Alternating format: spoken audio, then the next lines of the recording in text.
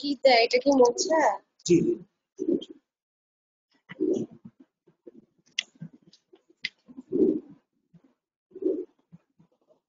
Hello, good morning. তোমরা আছো? কখনো গুড রেসপন্স মর্নিং করো? Ma'am.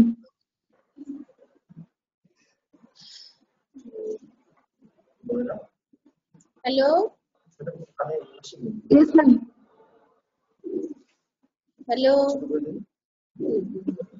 Yes ma'am, good morning.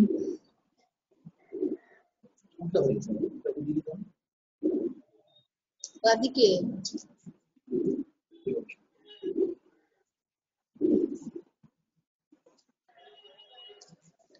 ভালো আছো সবাই? ইয়েস ম্যাম, ভালো আছি। আপনি ভালো আছেন? হ্যাঁ, হ্যাঁ, রেসপন্স করবে। হ্যাঁ, নাহলে ভাল লাগে না। এটা তো আর ভিজুয়াল ক্লাস না, অনলাইন ক্লাস। ওয়ান ওয়ে হলে ভাল লাগে না।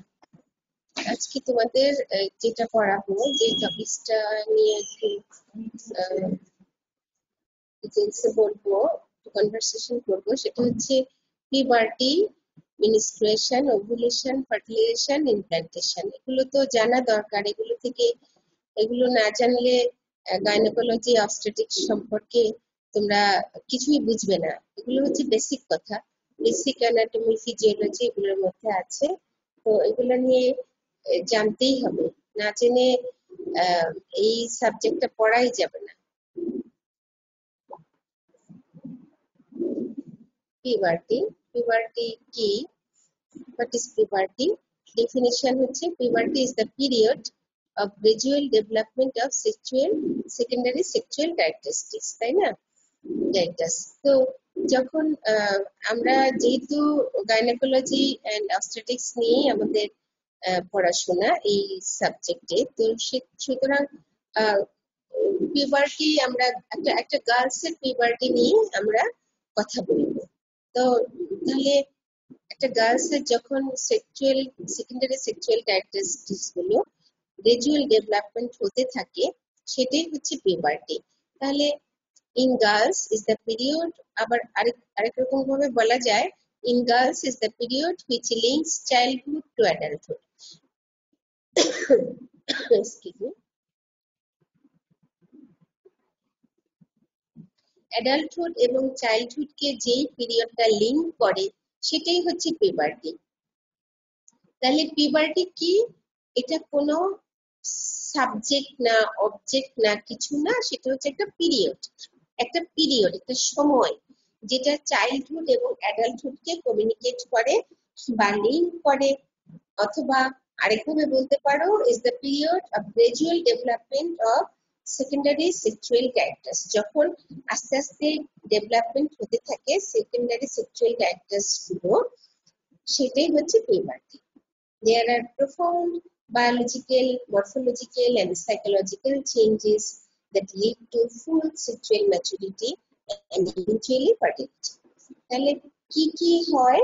বায়োলজিক্যাল চেঞ্জ হয়, মরফোলজিক্যাল চেঞ্জ হয়, মানে অ্যানাটমিক্যাল, এবং মরফোলজিক্যাল মানে অ্যানাটমিক্যাল, এবং বায়োলজিক্যাল মানে ফিজিওলজিক্যাল। এখানে বায়োলজিক্যাল, মরফোলজিক্যাল এবং সাইকোলজিক্যাল চেঞ্জও হয়। ফিজিওলজি চেঞ্জ হলে তার তো সাইকোলজিক্যাল চেঞ্জটাও হবেই।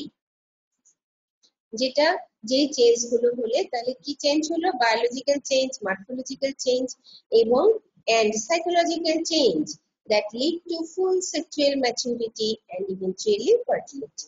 তার ফার্টিলিটিটা এস্টাবলিশড হয়, ফুল সেক্সুয়াল ম্যাচুরিটি হয় এবং ইভেন্চুয়ালি ফার্টিলিটিটা এস্টাবলিশড হয়।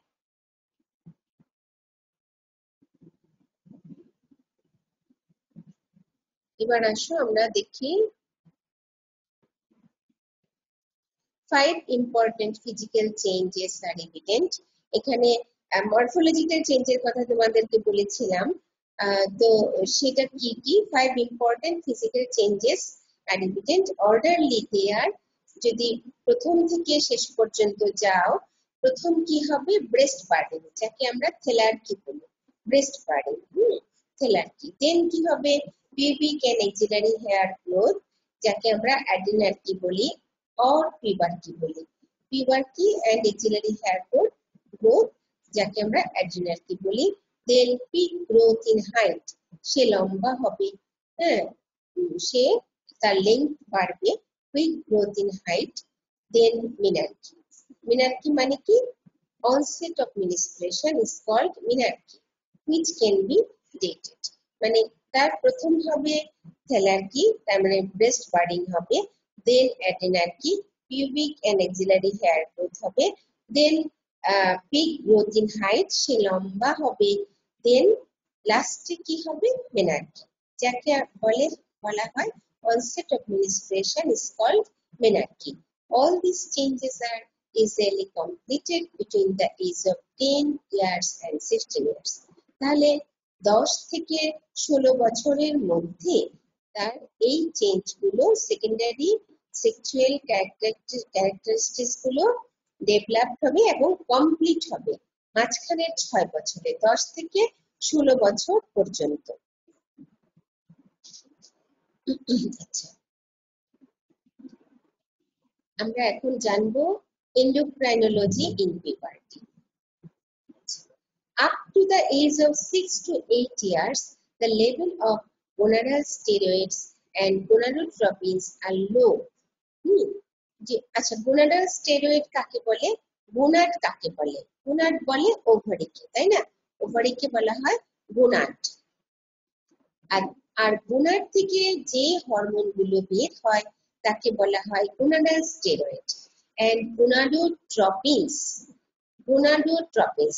এই গোনাডকে যেই ট্রপিক হরমোন গুলো, ট্রপিক মানে কি? একটা রিজিয়ন, তাই তো? তো গোনাডের উপর যেই হরমোন গুলো কাজ করে তাকে বলা হয় gonadotropins. সেটা কোত্থেকে আসে? From pituitary gland. Basically anterior pituitary gland থেকে gonadotropins হরমোন গুলো আসে। সেগুলো কি কি? Follicular stimulating hormone, luteinising hormone, তোমরা ফিজিওলজিতে পড়ে আসছো। আর সেগুলো কম থাকে। gonadotropins হরমোন গুলো পিটিউটারি গ্ল্যান্ড থেকে বের হয় না। পিটিউটারি একটা গ্ল্যান্ড, তাই না? তো তার অ্যান্টেরিয়র ডিপার্টমেন্ট আছে, পোস্টেরিয়র ডিভিশন আছে। তো অ্যান্টেরিয়র ডিভিশন থেকে কি বের হয়? gonadotropin hormone. তো সেগুলো ভালো করে পিটিউটারি গ্ল্যান্ডটা এস্টাবলিশ ডেভেলপমেন্ট না হওয়ার জন্য gonadotropins হরমোন গুলো বের হতে পারে না, খুবই কম পরিমাণে থাকে, ট্রেস অ্যামাউন্ট থাকে। আর low due to the negative feedback effect of estrogen secreted from the gonad to hypothalamic pituitary system. This system remains very sensitive to the negative feedback effect even though the level of estradiol is very low. বলা হয় যে gonad মানে ovary থেকে খুব লো পরিমাণ একটা oestrogen বের হয়, মানে স্টেরয়েড হরমোন, যেটা নেগেটিভ ফিডব্যাক পাঠায় পিটুইটারি গ্ল্যান্ডকে যে তুমি এখন এস্টাবলিশড হও না, তুমি এখন হরমোন বের করো না। তাহলে গোনাড থেকে যে এস্ট্রোজেন খুবই লো, ভেরি লো অ্যামাউন্ট এস্ট্রোজেন বের হয়, সেটা পিটুইটারি গ্ল্যান্ডকে ফিডব্যাক নেগেটিভ ফিডব্যাক পাঠানোর জন্য পিটুইটারি গ্ল্যান্ড এস্টাবলিশড হয় না এবং gonadotropin হরমোন গুলো বের করতে পারে না। As puberty approaches, this negative feedback effect of estrogen is gradually lost. যখন আস্তে আস্তে 10 বছর হয়ে যায়, 10 থেকে 16 বছরের মধ্যে সেই যে পিটুইটারি গ্ল্যান্ডটা এস্টাবলিশড হয়, ডেভেলপমেন্ট হয়, ঠিক মতো ম্যাচিউরড হয়, তারপর সেখান থেকে gonadotropin হরমোন গুলো বের হতে শুরু করে। This result in some significant changes in the endocrine function of the girl. তাহলে এই যে gonadotropin হরমোন গুলো বের হলো, তো সেই জন্য তার সিগনিফিকেন্ট চেঞ্জ গুলো, বিশেষ করে এন্ডোক্রাইন ফাংশনটা ডেভেলপ হয়। তাহলে কি চেঞ্জ হয় এবার আমরা দেখছি। হাইপোথ্যালামো পিটুইটারি গোনাডাল অ্যাক্সিস। তাহলে হাইপোথ্যালামাসটা ডেভেলপড হয়, সেখান থেকে কি বের হয়? রিলিজিং হরমোন বের হয় এবং সেটা স্টিমুলেট করে anterior division of the pituitary gland এবং সেখান থেকে gonadotropin হরমোন বের হয়। কি বের হয়? ফলিকুলার স্টিমুলেটিং হরমোন আর লুটিনাইজিং হরমোন। সেটা কার উপর কাজ করে? গোনাড। গোনাড মানে ওভারি। ওভারির উপর কাজ করে। ওভারিতে কে থাকে? আগে থেকে কে ছিল? Primordial follicle or primary oocyte. সেটাকে ম্যাচিউর করে। ম্যাচিউর করার ফলে তো ওসাইটের বাইরের দিকে কি থাকে, ফলিকলের বাইরের দিকে গ্র্যানুলোসাস সেল।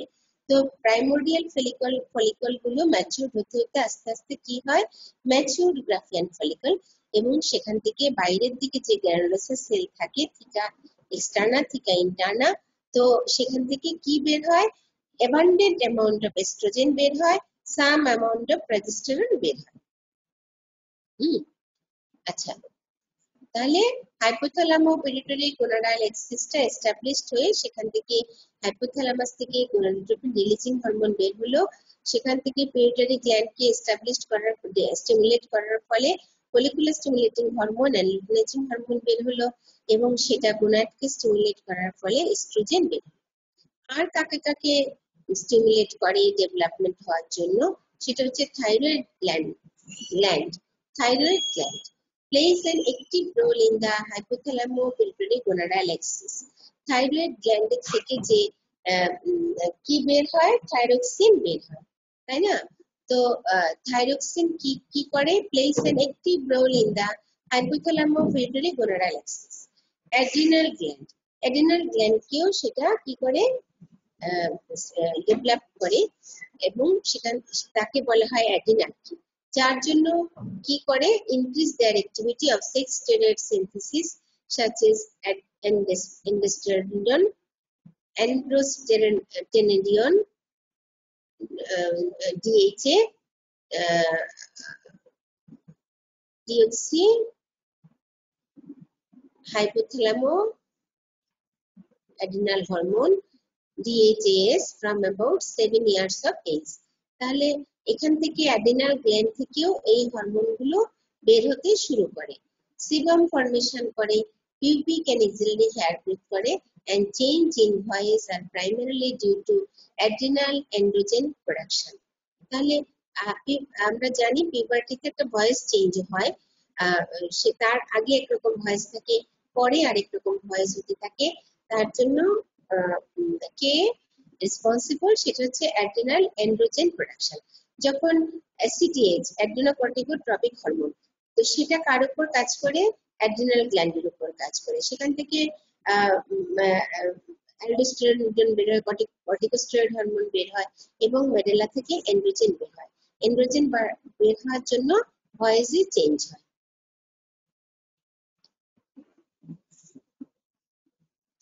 আচ্ছা, এবার আসো gonadarche. Increased amplitude and frequency of gonadotropin releasing hormone কোথা থেকে, হাইপোথ্যালামাস থেকে বের হচ্ছে। Increase secretion of follicular stimulating hormone and luteinizing hormone from pituitary gland, সেটা কাকে স্টিমুলেট করছে, ওভারিয়ান ফলিকুলার ডেভেলপমেন্ট, ওভারিতে স্টিমুলেট করে ফলিকুলার ডেভেলপমেন্ট করছে। ইনক্রিজড এস্ট্রোজেন বার করছে, এস্ট্রোজেন বের হয় follicular cell থেকে, যেটা granulosa cell. Gonadal estrogen is responsible for the development of uterus, vagina, vulva and also the breast. এই যে gonadal estrogen বের হলো from granulosa cell, সেটা কার জন্য, কার ম্যাচুরিটির জন্য রেসপন্সিবল, সেটা হচ্ছে development of uterus, vagina, vulva and also the breast. আচ্ছা, এবার আমরা জানবো মেনার্কি। The onset of first menstruation in life is called menarche, এবং সেটা পিউবার্টির যে চেঞ্জ গুলো হয় তার মধ্যে সবার শেষে হয় মেনার্কি, আর সবার আগে হয় ব্রেস্ট ডেভেলপমেন্ট, তার যাকে আমরা বলি থেলার্কি। It may occur between 10 and 16 years, the peak time being 13 years. The first period is usually anubular. এই যে 13 ইয়ার্সে গিয়ে পিক টাইম ডেভেলপমেন্ট হয়, এবং তখনই তার মিনিস্ট্রেশন হতে শুরু করে, মেনার্কি শুরু হয়, এবং ইউজুয়ালি দেখা যায় the first period is anovular. Ovulation না হয়ে পিরিয়ডটা হয়, কারণ ফলিকুলার সেল থেকে এস্ট্রোজেন বের হয়, এস্ট্রোজেনটা ইউট্রাসের মধ্যে যে এন্ডোমেট্রিয়াম আছে তাকে ম্যাচিউর করে, থিক করে, এবং শেডিংটা হয়, যাকে আমরা বলি menstruation. Endometrium shedding is called menstruation. Menstruation কাকে বলে, cyclic and periodic endometrial shedding is called menstruation. এবার আসো growth of height in an adolescent girl is mainly due to hormones. Important hormones গুলো কি? Growth hormone, estrogen, insulin like growth hormone, growth factor. তাহলে কি কি হরমোনের জন্য হাইটটা বাড়ে? সেটা হচ্ছে growth hormone, growth factor, IGF-1, এগুলোর জন্য তার হাইটটা বাড়ে। Changes in the genital organs, কি চেঞ্জ হয় genital অর্গানে? Ovaries changes their shape, the elongated shape becomes bulky and oval. তাহলে জেনিটাল অর্গানে কি চেঞ্জ হয়?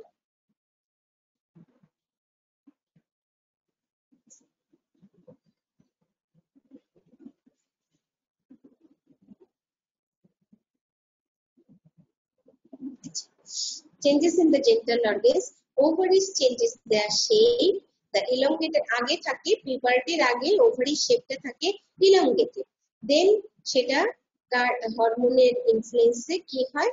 becomes bulky and oval হয়।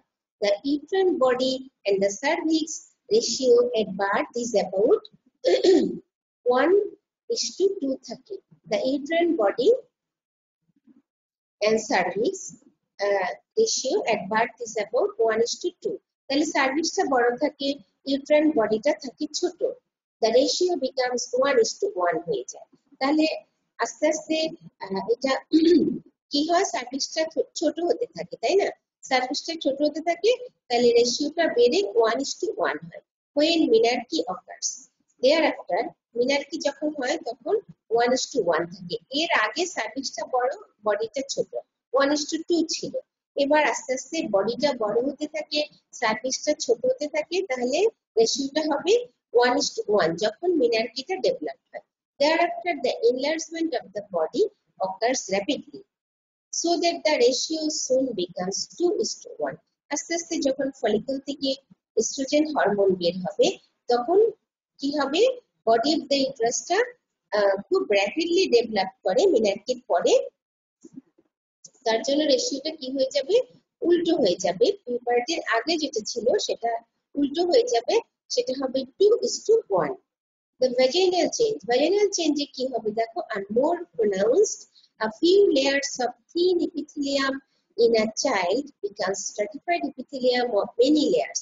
আগে ছিল few layers of thin epithelium, আস্তে আস্তে squamous epithelium, তাই না? squamous epithelium যেটা আস্তে আস্তে এস্ট্রোজেনের ইনফ্লুয়েন্সে কি হবে? many layers of stratified epithelium হবে, many layers।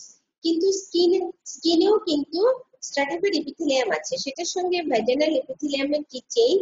স্কিনেরটা হচ্ছে কেরাটিনাইজড, আর ভ্যাজিনাল যে স্ট্রাটিফাইড এপিথেলিয়াম থাকে সেটা হচ্ছে নন keratinised. The cells are rich in glycogen due to estrogen. আগে সেলগুলোর মধ্যে কোনো গ্লাইকোজেন ছিল না, কারণ এস্ট্রোজেন রিলিজ হতো না বিফোর পিউবার্টি। আস্তে আস্তে সেলগুলোর মধ্যে গ্লাইকোজেন জমা হবে due to the influence of estrogen. Dorsal bacilli appear which convert glycogen into lactic acid. তাহলে এই যে ডটারলেন্স এস্ট্রোজেনের ইনফ্লুয়েন্সে যে গ্লাইকোজেনটা হলো, তো এই যে গ্লাইকোজেন জমা হওয়ার কারণে ইন্টেস্টাইন থেকে একটা ফিমেলের একটা গার্লসের পিউবার্টিতে কি হয়? ইন্টেস্টাইন থেকে ডটারলেন্স বেসিলাই গুলো চলে আসে ভ্যাজিনাল এপিথেলিয়ামে, এবং ডটারলেন্স বেসিলাই গুলো গ্লাইকোজেনকে কিসে কনভার্ট করে? Into lactic acid. এই জন্য ভ্যাজিনাল পিএইচটা অ্যাসিডিক। 4 and 5 এর মধ্যেই থাকে ভ্যাজিনাল পিএইচ, এবং অ্যাসিডিক থাকার জন্য বিভিন্ন মাইক্রোঅর্গানিজমের ইনফেকশন বাই মাইক্রোঅর্গানিজম থেকে প্রিভেন্টিভ একটা অ্যাকশন থাকে, প্রিভেনশন সে নিজেকে করতে পারে। বিভিন্ন যেহেতু আউটার ওয়ার্ল্ডের সঙ্গে ভ্যাজিনার একটা কমিউনিকেশন আছে, যার জন্য পিএইচটা অ্যাসিডিক থাকার কারণে বিভিন্ন মাইক্রোঅর্গানিজম থেকে সে নিজেকে সেভ করতে পারে। The vulva and breast changes are most pronounced under the influence of estrogen. তাহলে এস্ট্রোজেনটা কোথা থেকে আসলো? প্রাইমোর্ডিয়াল ফলিকল থেকে আস্তে আস্তে ম্যাচুরেশন হয়েছে, গ্রাফিয়ান ফলিকল হলো, ম্যাচিউর গ্রাফিয়ান ফলিকল হলো। সেই ফলিকলের মধ্যে বাইরের দিকে যে গ্র্যানুলোসাস সেল থাকে, তার গ্রানুলোসার সেলের মধ্যে কি থাকে, থিকা এক্সটার্না, থিকা ইন্টারনা। তো এই থিকা এক্সটার্না এবং ইন্টারনা, বিশেষ করে থিকা এক্সটার্না থেকে আসে এস্ট্রোজেন এবং থিকা ইন্টারনা থেকে আছে প্রজেস্টেরন। এবং প্রি ওভুলেশন পিরিয়ডে থাকে এস্ট্রোজেন, সেই এস্ট্রোজেনটাই তাকে ভ্যাজানাল পিএইচ চেঞ্জ করে, এন্ডোমেট্রিয়াল থিকনেস করে। এন্ডোমেট্রিয়াল থিকনেসের কারণে কি হয়, প্রলিফারেশনের কারণে এন্ডোমেট্রিয়াল থিকনেসটা হয়। এবং তাহলে এন্ডোমেট্রিয়ামের প্রলিফারেশনটাকে কি বলে, প্রলিফারেটিভ ফেজ। সেটা ওভুলেটরি ফেজের কোন ফেজের সঙ্গে করেসপন্ড করে, ফলিকুলার ফেজ, তাই না? এবং ফলিকুলার ফেজেই কিন্তু প্রাইমোর্ডিয়াল ফলিকলটা ম্যাচুরেশন হয়ে গ্রাফিয়ান ফলিকল হয়। There is marked proliferation and deposition of fat in the breast. তাহলে এই এস্ট্রোজেনের ইনফ্লুয়েন্সে কিন্তু ব্রেস্ট ডেভেলপমেন্টটা শুরু হলো। এবার আসবো আমরা কমন ডিসঅর্ডারস অফ পিউবার্টি। কি কি পিউবার্টিতে ডিসঅর্ডারস হতে পারে? আমরা এখন নর্মাল অ্যানাটমি জানলাম, ফিজিওলজি জানলাম, বায়োলজিক্যাল চেঞ্জ জানলাম এবং সাইকোলজিক্যাল চেঞ্জও এগুলোর সঙ্গে সঙ্গে হয়। তাহলে ডিসঅর্ডারস কি হয়? কমন ডিসঅর্ডারস অফ পিউবার্টি, একটা হচ্ছে প্রিকশাস পিউবার্টি। যদি আগে হয়ে যায়, নর্মাল কত সময় শুরু হয়, ফ্রম দ্য এজ অফ 10। যদি এর আগে হয়ে যায় তাকে আমরা বলি প্রিকশাস পিউবার্টি। আর যদি 16 পরে হয় তাকে আমরা বলি ডিলেড পিউবার্টি। আর কি হতে পারে, মিনিস্ট্রিয়াল অ্যাবনরমালিটিস এর মধ্যে কি হতে পারে, অ্যামেনোরিয়া থাকতে পারে, মেনোরেজিয়া হতে পারে, ডিসমেনোরিয়া হতে পারে। আর আদার্স এর মধ্যে কি হতে পারে, ইনফেকশন, নিওপ্লাজম এন্ড হার্সিটিজম।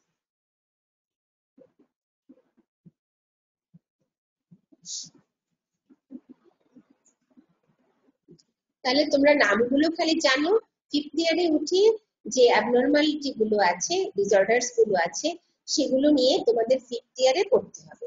এবার ফোর্থ ইয়ারে শুধু নামগুলো জানো। কি হতে পারে, প্রিকশাস পিউবার্টি। যদি 10 এর আগে পিউবার্টি চেঞ্জ শুরু হয়ে যায় তাকে আমরা বলবো প্রিকশাস পিউবার্টি। যদি 16 পরে পিউবার্টি চেঞ্জ গুলো হয় তাকে আমরা বলবো ডিলেড পিউবার্টি। আর যদি কি হয়,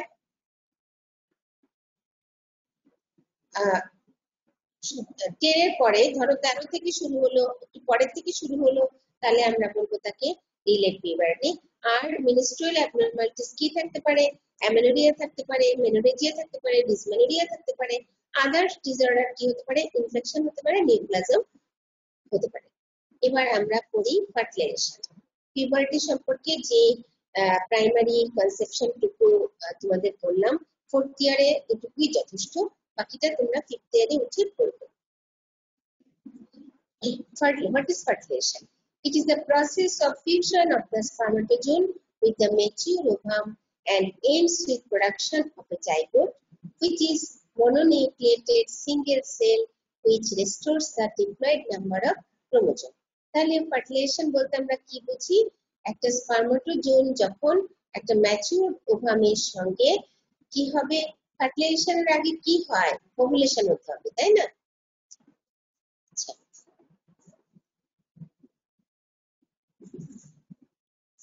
ওভুলেশন হতে হবে। ওভুলেশনে কি হয়, একটা সেকেন্ডারি ওসাইট যখন রিলিজ হয় ওভারি থেকে, সেটাকে আমরা বলবো ওভুলেশন। ওভুলেশন না হলে কি ফার্টিলাইজেশন সম্ভব? কখনোই সম্ভব না, কারণ ওভামটা তো ওভারি থেকে বের হতে হবে, একটা ফলিকল থেকে বের হতে হবে, বের না হলে তো ফার্টিলাইজেশন সম্ভব না, তাই না? তাহলে ফার্টিলাইজেশন কাকে বলবো, it is the process of fusion of the spermatozoon with the mature ovum and ends with production of a zygote which is mononucleated single cell. দুইটা সেল মিলে একটার মধ্যে কয়টা ক্রোমোজোম থাকে, 23 ক্রোমোজোম থাকে ওভামে, এবং স্পার্মাটোজোনে থাকে 23 ক্রোমোজোম। দুইটা মিলে একটা diploid number of chromosome restore করে, সেটাকে আমরা বলবো ফার্টিলাইজেশন। তারপরে কি হয়, দেন ক্লিভেজ স্টার্টস, সেলগুলো ডিভিশন হতে শুরু করে and reaches into ব্লাস্টোমিয়ার, মরুলা, ব্লাস্টোমিয়ার্স এর পরে হয় morula cell stage. At this stage reaches into the uterus at 4 days এবং ওভুলেশনের 4 দিনের দিন ওভুলেশনের 4 দিনের মাথায় এই ফার্টিলাইজড যে জাইগোটটা সেটা তার আগেই কোন স্টেজ হয়, ব্লাস্টোমিয়ার এবং মরুলা, এবং মরুলা স্টেজেই তারা কি হয়, ইউটেরাসের এসে ইমপ্ল্যান্টেশন হয়। The inner cell mass of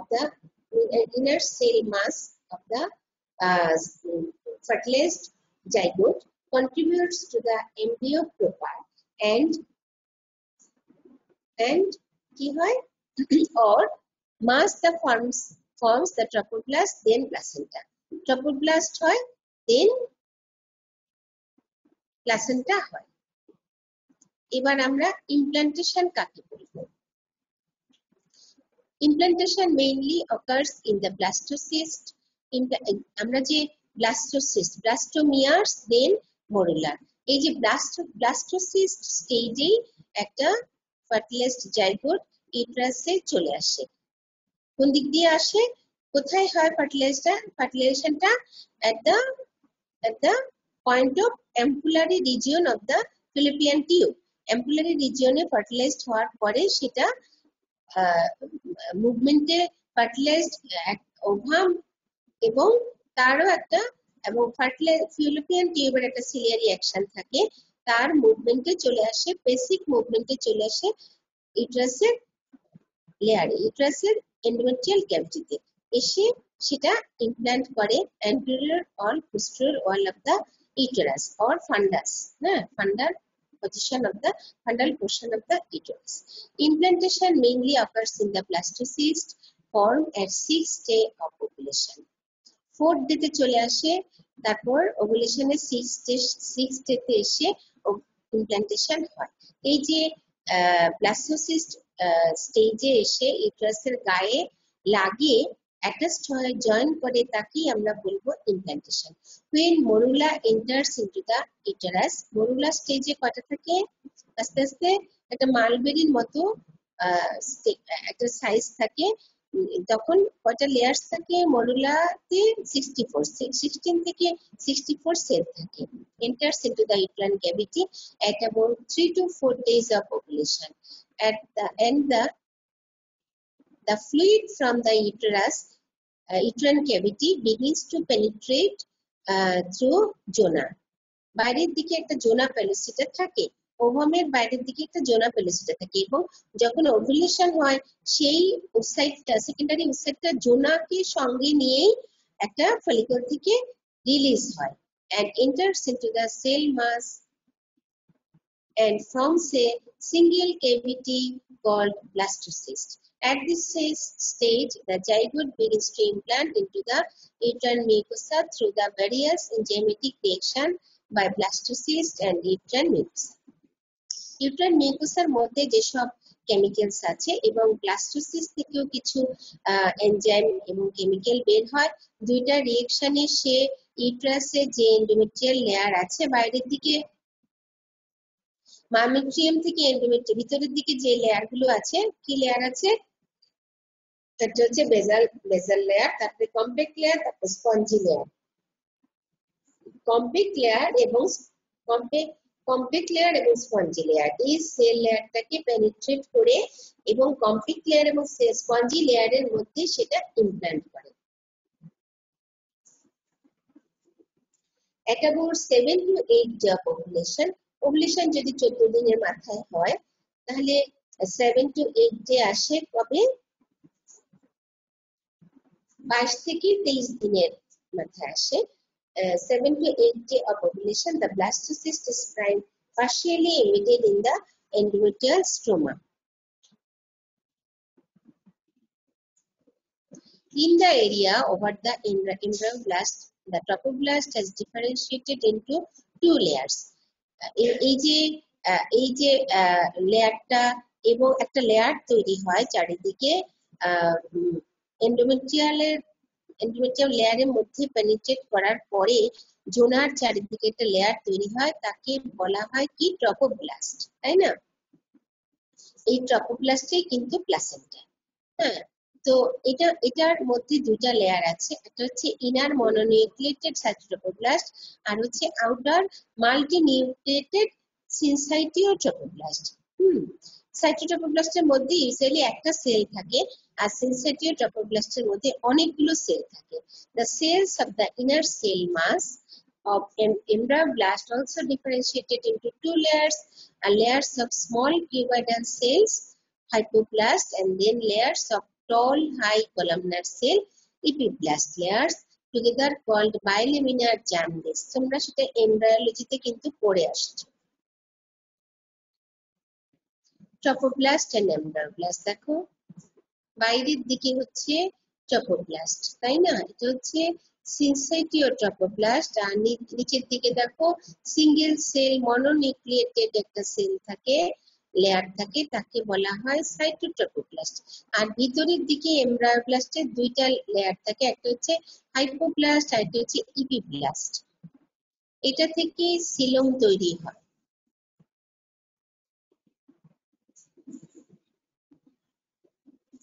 এটা সবই এমব্রায়োলজির কথা। At about 9th day, the trophoblast shows considerable progress in development, particularly at the embryonic pole, where vacuoles forms and fuse form lacuna. At embryonic pole, exocoelomic membranes forms the hypoblast, and lines the cytotrophoblast forms the lining of the exocoelomic cavity. Layer stage গুলো বলা আছে।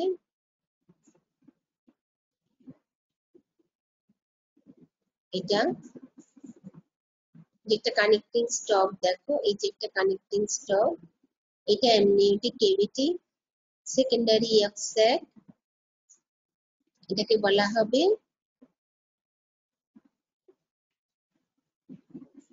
আস্তে আস্তে amniotic ক্যাভিটিটাই এটা পুরোপুরি মিশে যাবে। এই যে এই লেয়ারটা, এটা আস্তে আস্তে এই ভিতরে যে কোরিওনিক মেমব্রেন সেটার সঙ্গে মিশে যাবে, মেসোডার্মিক লেয়ারটা।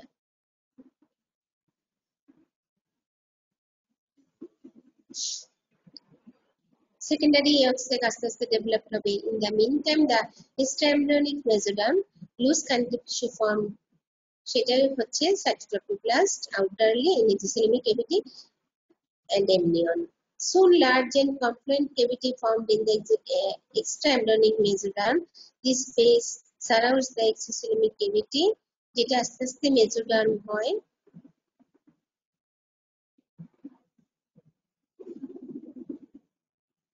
যাকে এটুকু মনে রাখতে হবে তোমাদের, সেটা হচ্ছে বাইরের দিকে যে প্লাসেন্টা দুইটা লেয়ার থাকে, যেটা ফিটাল পার্ট, সেটা হচ্ছে ট্রপোপ্লাস্ট আর প্লাসেন্টা ফর্মেশনে। আর ইউটেরাসের কোন লেয়ার কন্ট্রিবিউট করে প্লাসেন্টা ফর্মেশনে?